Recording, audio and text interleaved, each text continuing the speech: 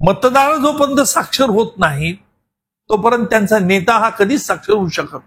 मी नेहमी कायद्याची भाषा बोलत नसतो, मी काळजाची भाषा बोलतो आणि म्हणून न्यायालयामध्ये माझा युक्तिवाद चांगला होतो असं मला वाटतं. काहींना रागाने कविता सुचते, काहींना प्यायल्यावर कविता सुचते, काहींना बघून कविता सुचते. मला संतापाने कविता सुचत गेल्या. चित्रपट बनवणारा हा गल्ल्याकडे बघत असतो आणि गल्ला कशा रीतीने भरेल प्रेक्षकांना काय आवडतं त्या दृष्टिकोन त्याचे प्रयत्न असतात. कसा मुझे ऐसी चीज बताओ की जो तूने अब तक पुलिस को भी नहीं बताई और कहीं बताया नहीं. पण सांगण्याच्या अगोदर त्याने मला अट टाकली. ही गोष्ट मी जवळजवळ कोणाला सांगितली नाहीये. ही आता जी सांगितली हो, ही गोष्ट कोणाला सांगितली नाही तुमच्या चॅनलवर. समाजामध्ये मी बघितलं की लोक गुन्हेगाराला घाबरतात. म्हटलं गुन्हेगाराने मला घाबरायला पाहिजे, माझी देहयष्टी तशी नाही. आणि यू विल सरप्राईज की आज उज्ज्वल निकमचा दबदबा आहे.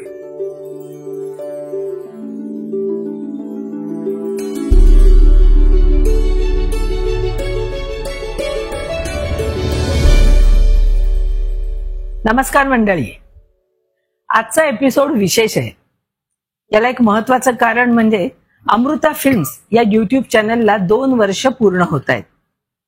या 2 वर्षात तुम्ही जे सहकार्य दिलत, वेळोवेळी माझा कार्यक्रम पाहिलात, कॉमेंट्समध्ये लिहिलत, त्यावरून मला हुरूप आलाय आणि आता 3ऱ्या वर्षात पदार्पण करते. आता विशेष कार्यक्रम म्हटल्यानंतर अतिथी सुद्धा विशेष असणार. अंगावर काळा कोट घालून स्वतःच्या कुशाग्र बुद्धीने आणि वाक्चातुर्याने समाज कंटकांना आणि गुन्हेगारांना फाशीच्या तक्त्यापर्यंत पोहोचवलंय ते म्हणजे ऍडव्होकेट उज्ज्वल निकम. नमस्कार उज्ज्वलजी. नमस्कार. अमृता फिल्म्सच्या 1 on 1 मध्ये तुमचं स्वागत आहे. आणि नुकतंच तुमच्याबद्दल सगळीकडे इतकं चाललेलं आहे, तुम्ही राजकारणात प्रवेश केलेला आहे.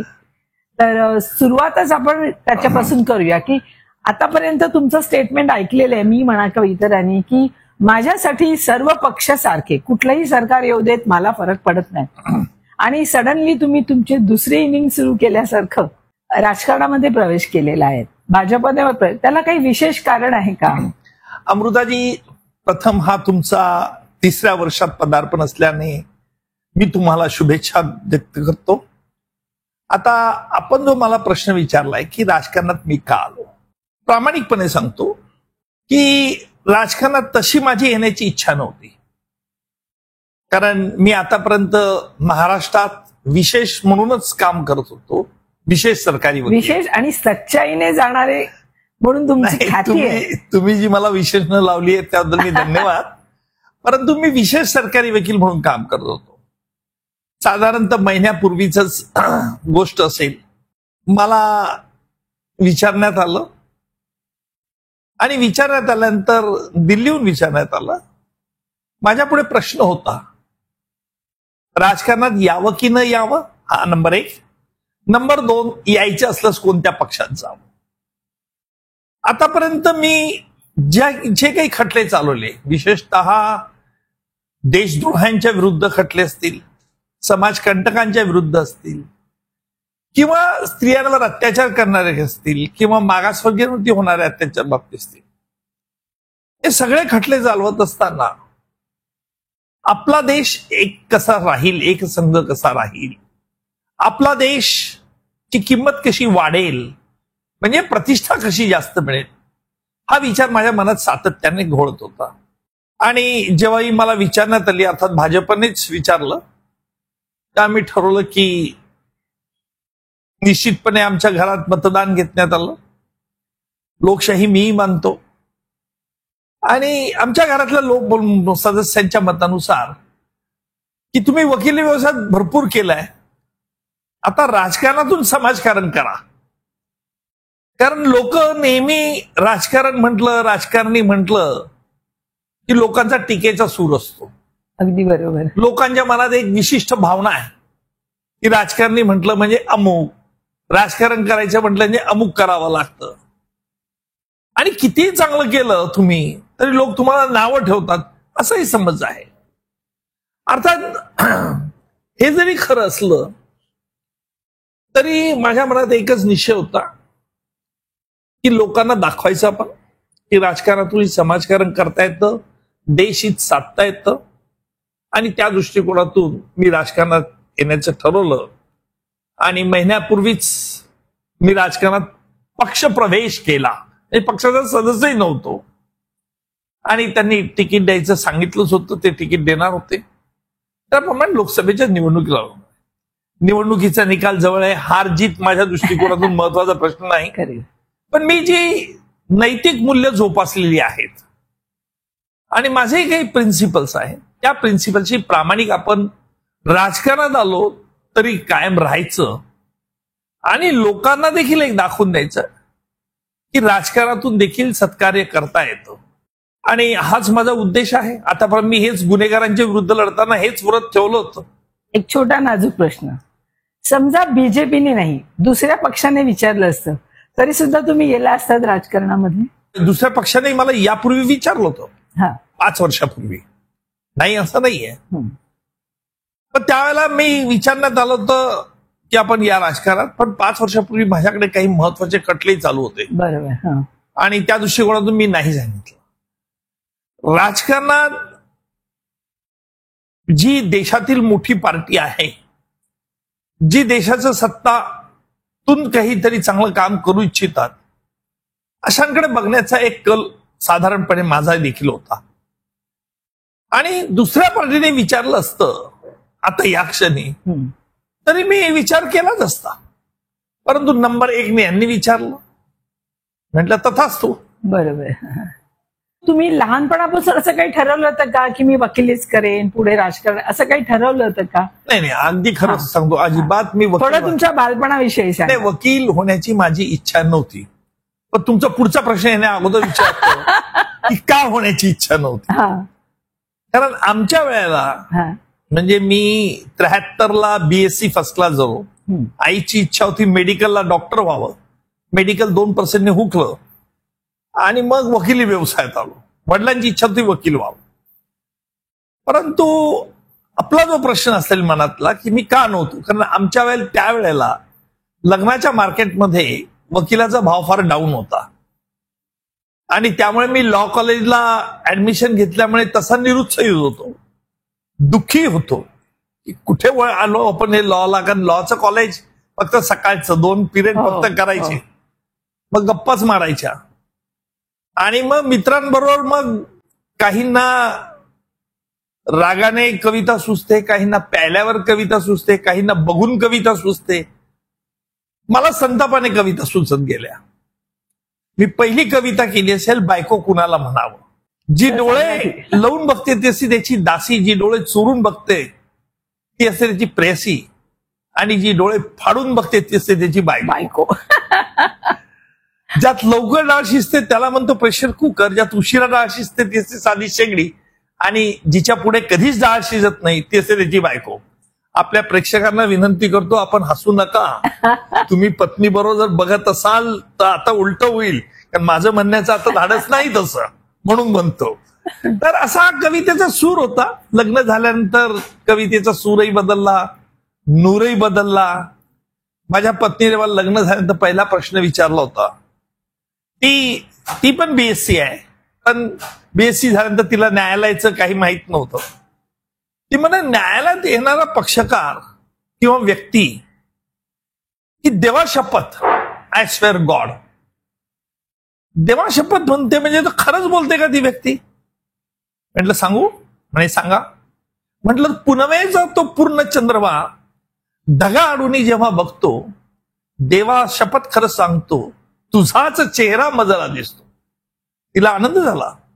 ती म्हणाले वा रे वा, तुम्ही कविताही करतात? म्हटलं समोरच्या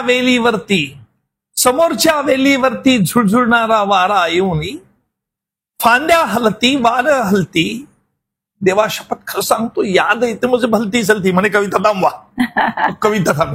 कविता बऱ्याच मोठ्या आहेत, परंतु ही वेळ नाही, किंवा आता ते म्हणण्याचं तसं माझं उद्दिष्ट हेही राहिलं नाही. ज्या वयात ह्या कविता करत होतो त्याच्यानंतर लॉ झालो, मग पुढे प्रॅक्टिसला आलो, जळगावला वकिली करत होतो, गुन्हेगारांच्या विरुद्ध सुरुवातीला लढायचं ठरवलं. समाजामध्ये मी बघितलं की लोक गुन्हेगाराला घाबरतात. म्हटलं गुन्हेगाराने मला घाबरायला पाहिजे, माझी देहयष्टी तशी नाही.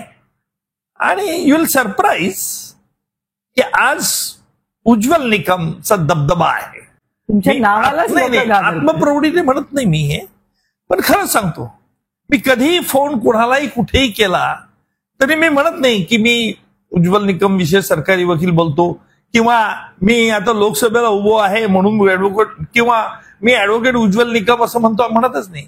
मी कशा टोन मध्ये बोलतो, हॅलो मी उज्ज्वल निकम बोलतोय. समोरच्याला माहित नसेल तर आवाज त्याला माझा माहिती असतो, टेलिव्हिजन, हा बोला साहेब काय म्हणणं, अशा रीतीने. कारण असं आहे की कुठलीही पोस्ट किंवा कुठलंही नाव जर तुम्हाला ते पॉप्युलर करायचं असेल तर तुमच्या बोलण्यात दम पाहिजे.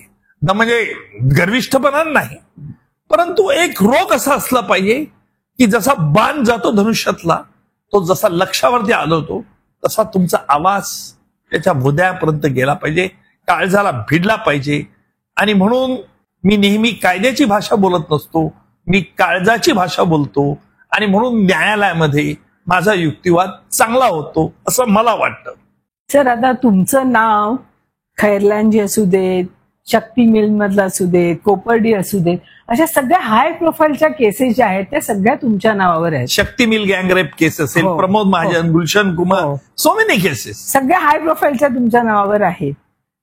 तर जेव्हा तुम्ही बाहेर जाता तेव्हा समोरच्या व्यक्तीवर तो एक दबाव असतो, कुठलीही केस येऊ देत, की बापरे यांनी एवढ्या एवढ्या केसेस केलेले. तर गुन्हेगारी जगामध्ये त्यांच्यावरती कसा काय तुमचा दबाव आहे?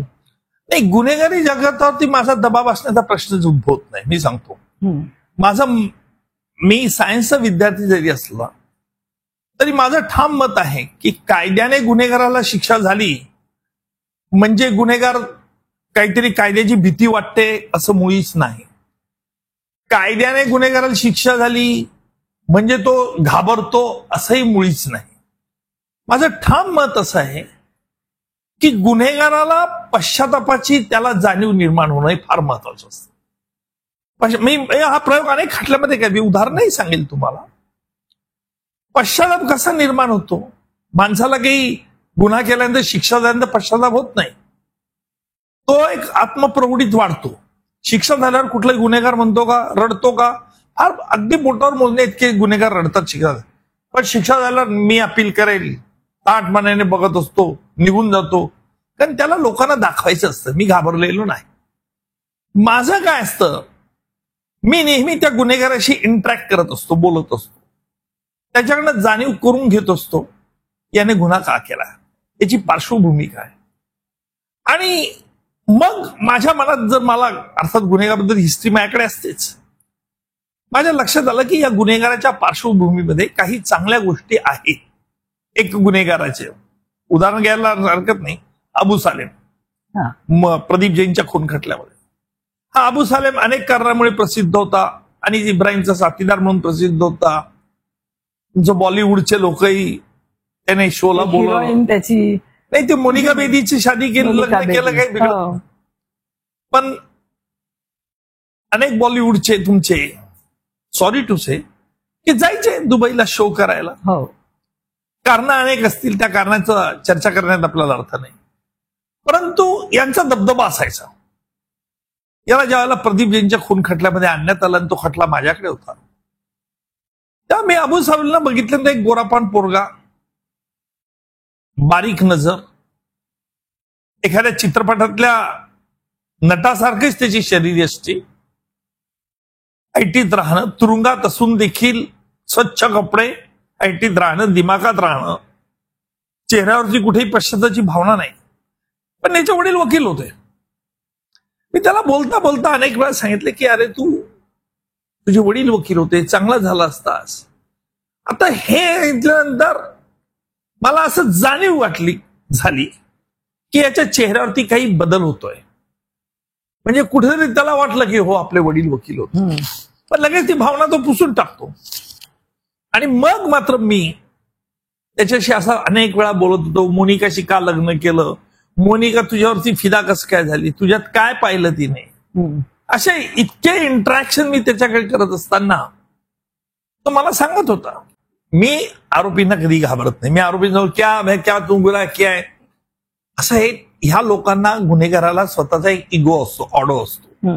पण तुम्ही स्वतः त्याचे बाप आहेत असं दाखवलं, डॉन आहेत, तर तो तुम्हाला बघत असतो. त्याला माहिती आहे की हे आपले शत्रू आहेत, आपल्याला शिक्षा आणण्याकरता आपल्याशी बोलतात. त्यामुळे स्पष्ट आणि खरं बोलायचं की तुला मी काही मोकळं सोडणार नाहीये, पण तू चांगला झाला असता, तू झाला नाहीस, त्याची फळं तुला भोगावं लागतात. हे बिंबवणं महत्वाचं असतं. आणि माझा दावा असा असतो की जन्माला ज्या वेळेला व्यक्ती येते, मनुष्य येतो, त्यावेळेला तो जन्मता गुन्हेगार नसतो. परिस्थिती गुन्हेगार बनवते. काही वेळेला काही कारण असतात त्याच्यामुळे गुन्हेगार होतात, काही क्षणात चुका होतात म्हणून गुन्हेगार होतात. परंतु जे असे गुन्हे करतात त्यांना केलेल्या कृत्याची जाणीव आणि त्यांचा पार्श्वभूमी बघून त्यांच्यात जर चांगुलपणा कुठे असेल तो त्यांना दाखवला तर त्यांनाही रिअलाइज व्हावं लागतं. रिअलाइज होतं की हो, हा अनुभव मला आलाय. आणि मग हा अनुभव आल्यानंतर याच्या विरुद्ध मी आर्ग्युमेंट केलं. आर्ग्युमेंट केल्यानंतर त्याला जन्मठेपेची शिक्षा झाली. मी त्याला परत प्रश्न विचारला, क्यों मेरी दलील आपको कैसी लगी? बोलला नाही, चिडला. साहजिक आहे, मी त्याच्या विरुद्ध युक्तिवाद करत. काही दिवसांनी मी त्याला पुन्हा सांगितलं, अरे देखो मैंने मेरा काम था किया, मैंने तो तुझे पहले भी कह दिया था कि मैं तो तुझे सजा करवाऊंगा. आता हे सांगितल्यानंतर काही बोलला नाही. परंतु आश्चर्य तुम्हाला वाटेल की साधारणतः नंतर काही दिवसांनी मी आजारी असताना कोर्टात सिक नोट दिली होती की मी आजारी आहे. तर त्याने एका कैद्यामार्फत अबू सालेमने मला पत्र जेलमधून पाठवलं. काय पत्र असावं कि निकम जी, आप बहुत न्यायप्रिय इंसान है, आपके जैसे लोग कम होते. एका गुन्हेगाराने, कुविख्यात गुन्हेगाराने माझ्या प्रकृतीवरून माझी वास्तविकपणे चौकशी करावी. किंबहुना हे माझ्या कामाचं प्रशस्तीपत्रक नाही, बरोबर, पण त्याला कुठेतरी मनात जाणीव झाली की ह्या माणसाने आपल्याला कुठेतरी चांगला मार्ग दाखवला होता. आणि म्हणून माझं नेहमी म्हणणं असतं की तुम्ही चष्म्यातून प्रत्येक व्यक्तीकडे वेगळ्या अँगलने बघू नका. त्याच्यातले चांगले गुण, वाईट गुण हे निरखा, पारखा आणि त्या दृष्टिकोनातून त्याचं मूल्यमापन केलं पाहिजे. मी असं म्हणणार नाही की तो फार सज्जन होता आणि हे नव्हता, परंतु पश्चाताप, repentance is the most dangerous punishment. आणि ही ज्या व्यक्तीला होते ना, तो तुमचा मग भक्त होतो. अर्थात हे काही वेळाला काही आपल्या लोकांना वाटेल की हे काय आपलं काम आहे का, वकिलाचं काम आहे का, परंतु असं आहे की हे सोशल इंजिनिअरिंग झालं पाहिजे समाजामध्ये. की जो कुविख्यात डॉन तो अशा तऱ्हेचं प्रशस्तीपत्रक लिहितो, अशा प्रकारचं प्रशस्तीपत्रक म्हणण्यापेक्षा त्याला पश्चाताप झालेला आहे हे त्यातून आपण अर्थ काढायचा आहे. तो म्हणत नाही मला पश्चाताप झालाय, पण जेव्हा तुम्ही ज्याला शिक्षा करता, तुमच्या माध्यमातून ज्याला शिक्षा होते तो तुमच्याबद्दल चांगलं, कारण भीत आता कमी काही करू शकत नसतो शिक्षा, पण अशा रीतीचं वक्तव्य करणं हे देखील पश्चातापाचं एक लक्षण आहे. आणि मला अशी अनेक उदाहरणं आहेत. काही लोक सुधारतात, नाही असं नाहीये. जेव्हा एखादी हाय प्रोफाईलची केस येते तेव्हा तुम्ही त्याचा स्टडी कसं करता किंवा कसं त्याच्या विरुद्ध लढण्यासाठी कशी तयारी करता? नाही, आता हाय प्रोफाईल कुठली केस असेल तर संपूर्ण केसचं फॅक्ट्स अवगत करावं लागतात, नंबर 1. नंबर 2, ज्या पोलीस तपासामध्ये काही उणिवा असतील त्याच्यावरती आरोपीतर्फे काय अटॅक करण्यात येईल हे तुम्हाला अँटिसिपेट करावं लागतं. हे अँटिसिपेट करून तुम्हाला ते पोलीस अधिकाऱ्याच्या मार्फत कशा रीतीने रेक्टिफाय करता येईल त्याच्या एव्हिडन्समध्ये, कारण येणारा साक्षीदार न्यायालयात उभा राहतो. इन शॉर्ट, प्रत्येक साक्षीदाराला मला अशा रीतीने सांगावं लागतं, त्याची जडणघडण अशी करावी लागते की तो प्रति उज्ज्वल निकम कोर्टात झालेला असतो. आता याच्यावरूनच सध्या अगदी लेटेस्ट पुण्यातला जो अपघात झाला तो एक हाय प्रोफाईलच केस आहे. तर तुम्हाला असं वाटतं का की त्या मुलाला शिक्षा व्हायला हवी, किंवा न्यायालयाने त्याला जे सांगितलं की 350 याचे तुम्ही निबंध लिहा त्या 2 मुलांना आणि त्याच्यावरून निर्णय घेतला गेला, हे कितपत योग्य वाटतं? म्हणजे उद्या कुठली मुलं गुन्हा करतील? नाही, ही बाब न्यायप्रविष्ट आहे. त्याच्यामुळे मी त्याच्यावरती आज भाष्य करणं योग्य होणार नाही, to be very frank with you. परंतु दोन गोष्टी याच्यामध्ये आहेत. पालकाचं पाल्याकडे लक्ष नाही, नंबर एक. किंबहुना अति लाडाने पाल्य असा बिघडलेला आहे की त्याला सगळंच कुचकामी वाटून. आणि म्हणून मी नेहमी सांगत असतो ही आई वडिलांची नैतिक जबाबदारी आहे की आपला मुलगा, हल्ली तुम्ही मोबाईलमध्ये बघा, त्या वडील समजा नोकरीला गेले असतील, कामाला गेलेले असतात, आई काय असते, आई मोबाईलमध्ये बघत असते, व्हॉट्सअप करेल, good morning, good afternoon, good evening. किती आया आपल्या लहान मुलांकडे लक्ष व्यक्तिगत देतात? नाही देत. आणि मग तुम्ही ती मुलं केव्हा तरी मग लक्षात आलं की होमवर्क केलं नाही, होमवर्क बघू रे काय सांगितलंय. हल्ली तर कॉन्व्हेंटचे मुलं असतात, tell me what is homework. मग नाही केलं की 2 धप्पाटे घालायचे, नाही केलं की मग कर होमवर्क, बसून कर. अशा रीतीने काय होतं, जे संस्कार असतात ना ते होत नाहीत. किंवा ऐतिहासिक कादंबऱ्या किती पालक मुलांना, आपल्या पाल्यांना सांगतात. हल्ली कॉन्व्हेंटची जी मुलं आहेत ना त्यांना आपल्या मुलांना इतिहास काही माहिती नाही. शिवाजी महाराजांनी कशा रीतीने हे केलं, किल्ले कसे जिंकले, काय हल्ले केले, कशी चातुराई केली, किती लोकांना माहिती आहे. ईस्ट इंडिया कंपनी आम्हाला फक्त माहिती आहे, आम्हाला ब्रिटिशांचा इतिहास माहिती आहे. पण आम्हाला या देशातील नाही तर जगातील ज्यांनी ज्यांनी इतिहास घडवला ते कसे मोठे झाले आणि म्हणून तुम्ही मोठे कसे झाले पाहिजे अशी ईर्ष्या आणि ऊर्जा निर्माण करण्याचं काम आई करते का, हा पहिला प्रश्न आहे. सर, आता याच्यावर मी थोडस याच्याकडे येते की तुमच्या आईविषयी तुम्ही थोडंसं सांगा. नाही, तुमच्या आईने कसे संस्कार केले? आमच्या आईने खूप संस्कार केले. माझी आई ही स्वातंत्र्य सैनिक होती. तिने कधी हे घेतलं नाही, ताम्रपट घेतला नाही किंवा स्वातंत्र्य सैनिकाचे नाही.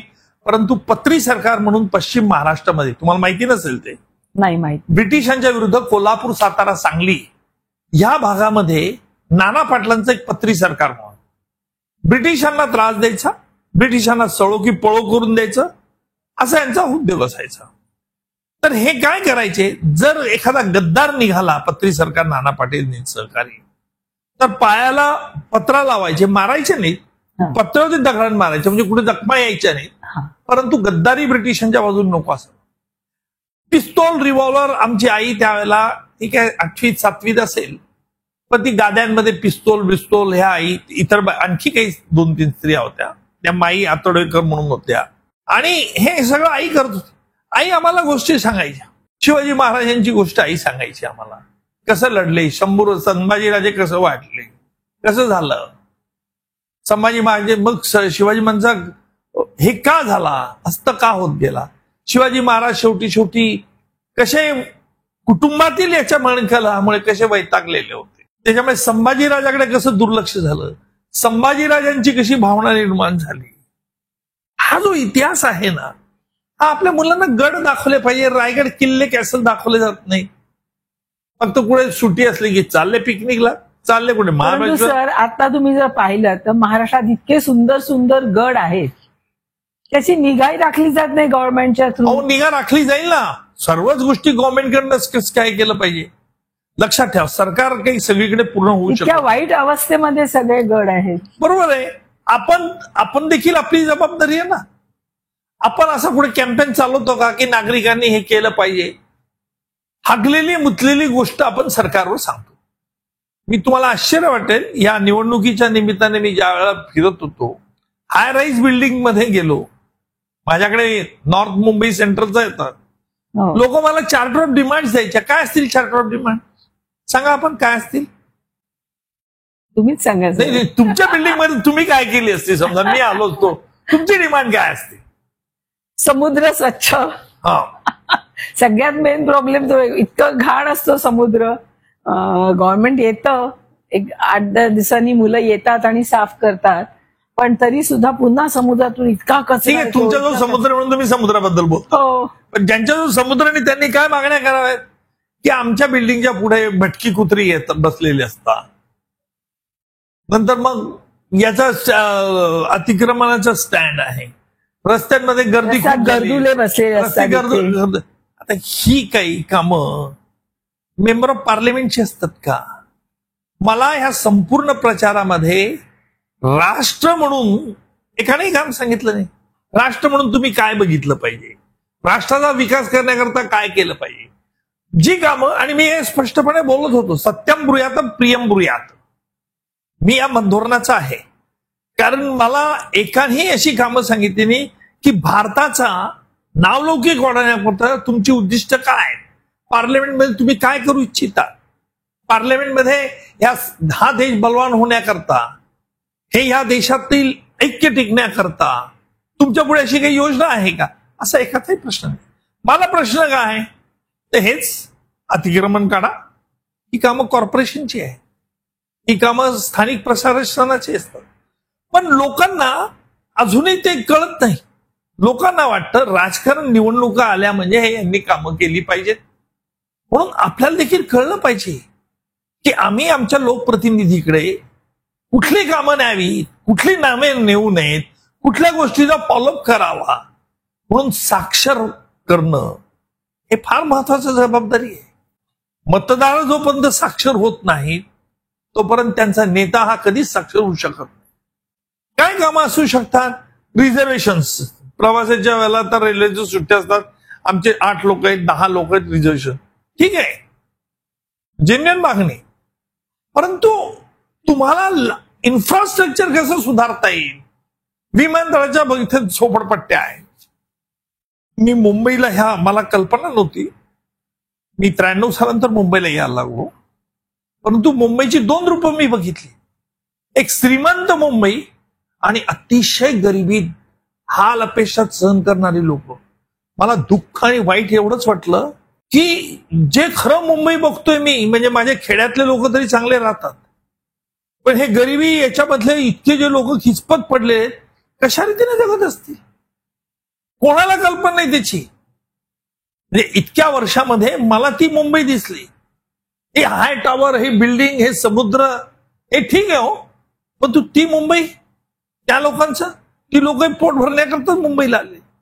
परंतु त्यांच्याकरता देखील काय स्कीम्स केल्या पाहिजे, विमानतळाच्या शेजारचे झोपडपट्ट्या आहेत त्यांना काय आपण व्यवस्थित हे केलं, रिडेव्हलप केलं पाहिजे, याचा साकल्याने विचार होणं देखील गरजेचं. तर तुम्ही आता म्हणालात की 93ला तुम्ही मुंबईत आलात, मग त्यापूर्वी तुम्ही कुठे होता? जळगावला. पण मग इतक्या केसेस चालवत होता तर मुंबई टू जळगाव सतत जाय करत होता का? प्रश्नच नाही. मी सोमवार ते शुक्रवार मुंबईला यायचो. 93 ते 2013 या तारखा. माझ्या एवढा अपडाऊन करणारा कोणी नसेल. शनिवारी मी इथून शुक्रवारी निघायचो रात्रीच्या ट्रेनने आणि मी हॉटेलमध्ये राहायचो. सरकार पैसे द्यायचं हॉटेलचं. शुक्रवारी निघालो की शनिवार रविवार जळगाव, तिथून रविवारी रात्री निघायचो, सोमवारी इथे. ज्या हॉटेलमध्ये राहत होतो ते काही 5 स्टार किंवा 3 स्टार नव्हतं, साधं 2 स्टार होतं. इथल्या मैद्याच्या पोळी हे न करण्याकरता म्हणून मिसेस मला गव्हाचं पीठ करून द्यायचे. त्या हॉटेलच्या पोरांना एक साधारण आठवड्याचा शिदा असायचा. ती चपात्या मग हॉटेलची पोरं करायची, त्यांनाही जेवायला लागायचं. म्हटलं तुम्ही चपात्या खात जा याच्यातून. शेती आमचीच होती. पीठ एकदमच आणायचो आणि ते करायचो. मला त्याच्यात वाईट काही वाटत नव्हतं. 2013ला माझा मुलगा अमेरिकेत, तोही वकील झाला, त्याचं लग्न झालं. मग तो म्हणाला मला मुंबईलाच राहायचं, सेटल करायचंय मुंबईला. मग तोपर्यंत प्रॅक्टिस तिथे, मग घर घ्यायचं.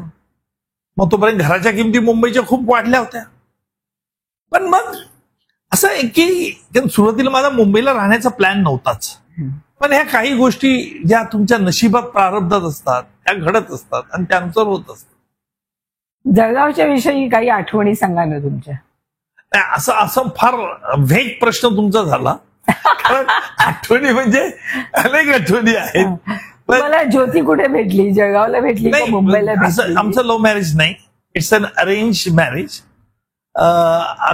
माझी आत्या एक धारला राहत होतं. माझ्या आईने आणि माझ्या मोठ्या भावाने हिला एका लग्नात बघितलं, त्यांना ती पसंत पडली आणि आमची तिथे आत्ते बहिणी तिथेच राहत होती. मग त्यांच्याकडनं प्रस्ताव आला आणि मग ते प्रस्ताव आल्यानंतर वी अप्रूव्ह. पण असं वाटत नाही तुमच्या दोघांचं वागणं जेव्हा मी नेहमी बघते असं छान लव्ह बर्ड सारखे तुम्ही मस्त बोलत असता, तुम्ही एखाद्या रोमॅन्टिक हिरो सारखे वाटता, तुमची मृदू भाषा असते.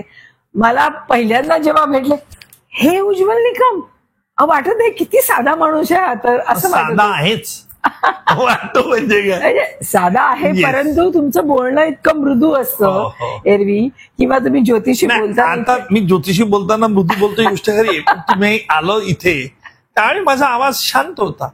परंतु ज्या वेळेला तुमच्याशी कॉन्व्हर्सेशन करतो आहे त्यावेळी आता बोलतोय हा टोन नक्कीच वेगळा असणार. नक्कीच न्यायालयातला माझा टोन एकदम वेगळा असतो. न्यायालयामध्ये जेव्हा बोलतो त्यावेळी 250 व्होल्टचा करंट वाहत असतो. प्रत्येक परिस्थितीनुसार माझ्या शरीरातले वेगवेगळे करंट वाहत असतात. आणि ज्योतिषी बोलताना काही वेळेला माघार, काही वेळेला आक्रमण, सगळं सुप्रीम कोर्ट आहे ते ज्योती म्हणजे. पण I will give credit to her, कारण आमची जॉईंट फॅमिली होती त्याच्यामुळे सगळ्या घरातल्या एकत्र त्यांना ठेवायचं, तिचं ते कसं होतं. कोर्टचे सीन जे चित्रपटात दाखवले जातात, तारीख पे तारीख, तारीख पे तारीख, असं चित्रपटात जे दाखवलंय तसं प्रत्यक्षात खरोखर असं होतं का? तुम्हाला कधी असा अनुभव आहे का की एखाद्या केसमध्ये लवकर निकाल लागायला हवा असा वाटतो परंतु कोर्टातून तुम्हाला सारखी तारीख पे तारीख मिळत असते? याला कोर्ट जबाबदार नसतं, याला प्रामुख्याने दोन्ही पक्ष जे जबाबदार असतात, दोन्ही बाजूचे वकील हे जबाबदार असतात. कारण प्रत्येक वकिलाला असं वाटत असतं की आपला अशील जिंकला पाहिजे, त्याप्रमाणे ते त्यांचा अशील बाजूला राहतो. परंतु ही वैयक्तिक स्वरूपाचं हे वॉर होऊन जातं. आणि मग थोडासा कुठे मुद्दा विरुद्ध जात असला, न्यायाधीश बरोबर नसले, म्हणजे बरोबर म्हणजे त्यांच्या मताशी सहमत होणार नसले, मग तारीख. आता तारीख पे तारीख हा डायलॉग हा फिल्मी डायलॉग आहे, पण तारीख पुढची तारीख मिळाली. काही वेळेला न्यायालय देखील बिझी असतात आणि हल्ली कोर्टातच एवढं काम तुंबलेलं आहे की वेळही मिळत नाही न्यायाधीशांना देखील. इन्फ्रास्ट्रक्चर कमी आहे, लॉजिस्टिकल हे कमी आहे सपोर्ट. मला माहिती आहे की तुम्हाला चित्रपटांची फार आवड आहे, तुम्हालाही आणि ज्योतीलाही. तर चित्रपटात जेव्हा असं कोर्ट दाखवलं जातं अतिशय सुंदर असं चित्रपटात जे कोर्ट दाखवलं, तर प्रत्यक्ष लाईफ मध्ये पण तसंच असतं का? हे बघणाऱ्यावरती अवलंबून आहे. म्हणून आता काय असतं कोर्टात तसं काम असं काही चित्रपटात जे ऍक्शन मारामाऱ्या भानगडी होतात तसं नसतं. पण उलट तपासणी जी असते, काही चांगले वकील आरोपीची देखील चांगली उलट तपासणी करतात, युक्तिवादाचा भाग असतो. मी ज्या वेळेला मोठमोठ्या केसेसचा युक्तिवाद करतो त्यावेळेला संस्कृत सुभाषित वापरतो. त्यामुळे न्यायाधीश असलं तरी तुम्ही एका मोनोटोनस आवाजात बोललात त्यांनाही कंटाळा येतो. तुमची बॉडी ऍक्शन, बॉडी लँग्वेज, आवाजात चढ उतार, म्हणजे कसलेल्या नटाप्रमाणे अभिनय प्लस कायद्याचा अभ्यास आला पाहिजे. सर मी पण लॉ केलेलं आहे. अरे वा. आणि म्यूट कोर्ट आम्ही 3 म्यूट कट असायचे थर्ड इयरला, ते केलेले आहे. पण मी काय त्या क्षेत्रात जास्ती काम करू शकले नाही, कारण एकदा तोंडाला मेकअप लागल्यानंतर तेच जग सगळ्यात चांगलं वाटू लागतं. आणि मग मी ते न्यूज रिडिंग सुरू केलं. परंतु मगाशी म्हटलं तसं की चित्रपटात दाखवलेलं कोर्ट आणि प्रत्यक्षात ह्याच्यात जमीन आसमानाचा फरक आहे हे लक्षात आलंय. तुम्हाला चित्रपटांची किती आवड आहे सर? नाही, मी चित्रपट बघतो पण डोक्याला ताप देणारे चित्रपट बघत नाही. मला साधारणतः ऍक्शन पिक्चर, हे पिक्चर पाहिल्यानंतर मी ताबडतोब तो डोक्यातून काढून टाकतो, विसरून जातो. कारण आपल्या डोक्यात काय काय गोष्टी ठेवायच्या. तेव्हा असं काहीतरी चुकीचं दाखवतात, अरे काय वेड्यासारखं, हे थोडंच असं असतं रिअल लाईफ मध्ये, असं लक्षात येतं का? नाही, येतं ना, बऱ्याच वेळा लक्षात येत आहे की असं नसतं. पण चित्रपट बनवणारा हा गल्ल्याकडे बघत असतो आणि गल्ला कशा रीतीने भरेल, प्रेक्षकांना काय आवडतं त्या दृष्टिकोन त्याचे प्रयत्न असतात. पण लोकांना आवडतं ते. आता अशी कुठली तरी एक गोष्ट माझ्या चॅनलवर तुम्ही सांगा जी कुठल्याही चॅनलवर सांगितलेली नाहीये, कुठल्याही इंटरव्ह्यू मध्ये तुम्ही सांगितलेली नाहीये. नाही, आता कसाबचे खटले तर गोष्टी तर मी अनेक वेळा सांगून झालो, पण कसाब एक धूर्त होता, म्हणजे अतिशय क्रूर आणि हा होताच. परंतु त्याला मी एकदा विचारलं त्याने मला न्यायालयातच विचारलं, न्यायाधीश यायचे होते, कि मी त्याला प्रश्न पहले मी त्याला विचारला कि म्हटलं अरे कसा मुझे ऐसी चीज बताओ कि जो तूने अब तक पुलिस को भी नहीं बताई और कहीं बताया नहीं. त्याने एक गोष्ट सांगितली मला, पण सांगण्याच्या अगोदर त्याने मला अट टाकली. त्याने सांगितलं की बादशाह एक सिगरेट पॅकेट चाहिए. तर तुम्हाला बादशाह म्हणायचं का? मला बादशाह म्हणायचं. त्याला लक्षात आलं होतं ना की मी पब्लिक प्रॉसिक्युटर, त्या अतिरेक्यांना सगळं माहिती असतं. पुलिस सलाम करायचे, हे करायचे. बादशाह मुझे एक सिगरेट का पैकेट चाहिए. म्हटलं हाँ दूंगा, लेकिन एक शर्त है, तुझे वो सच सच बताना होगा.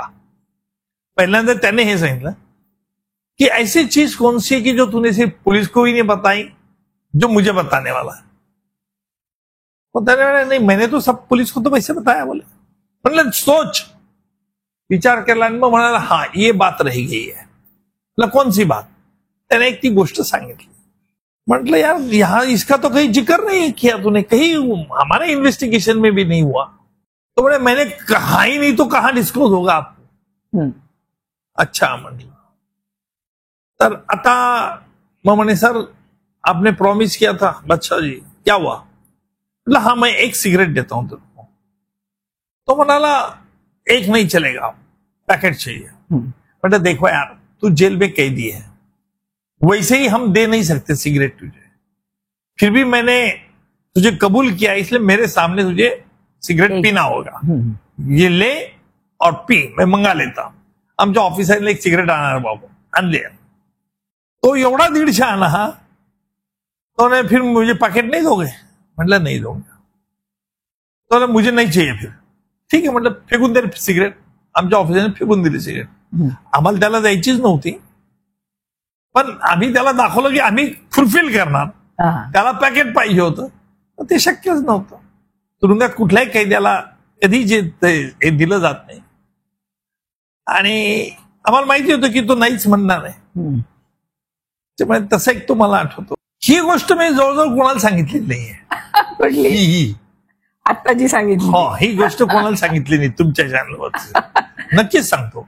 बाकी मटन बिर्याणी हे सगळे किस्से माहिती आहेत, आणि ज्या काही सिक्रेट गोष्टी आहेत त्या मला तुम्हाला सांगता येणार नाही किंवा चॅनललाही नाही सांगितलं, कारण त्याच्यात सिक्युरिटी ऑफ स्टेटचा प्रश्न आहे.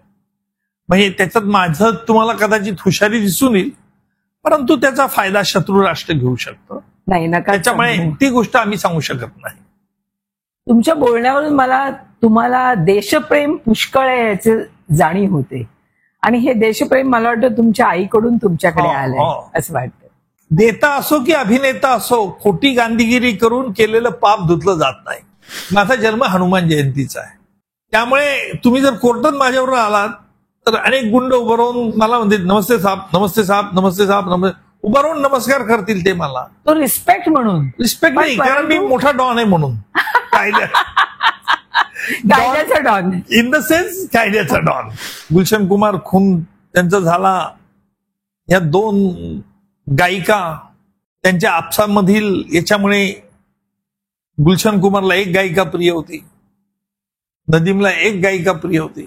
परंतु ही जी दुनिया दिसते ती फार वेगळी आहे. अंदर की बात तर फार वेगळी आहे. सगळ्यात मोठी कंप्लेंट हीच आहे माझी की मला वेळच नसतो त्यांच्यासाठी. ते त्यांच्या कामात इतके बिझी असतात आणि परत त्यांच्या पाठी लागणं, मला वेळ नाही, मला वेळ नाही, म्हणजे मग ते त्यांनाच डिस्टर्ब करणं. त्याच्यामुळे याला जबाबदार मी नाही, याला जबाबदार ती स्वतः. तीच एवढी शांत असते की मेरी सुनो, गाडी चालते आमची. वेळ असला घरी तरी त्यांचं लक्ष सगळं ते पुस्तकांमध्ये, ते कामांमध्ये. मी समोर बसलेली असली तरी ते 24 तास ते आता ही केस आहे, मग ही आता केसेस होता, आता फील्ड वळलंय त्यांचं. मी त्यांना म्हणते अहो आता आपण अर्ध आयुष्य आपलं संपलंय, थोडासा तरी माझ्याकडे तुम्ही वेळ द्या. संसारामध्ये दोघी चाकं जर तसेच गडबड करतील तर गाडी पंक्चर होते, आणि हे महत्वाचं आहे ना. कोणीतरी एक कमी राहिलंच पाहिजे.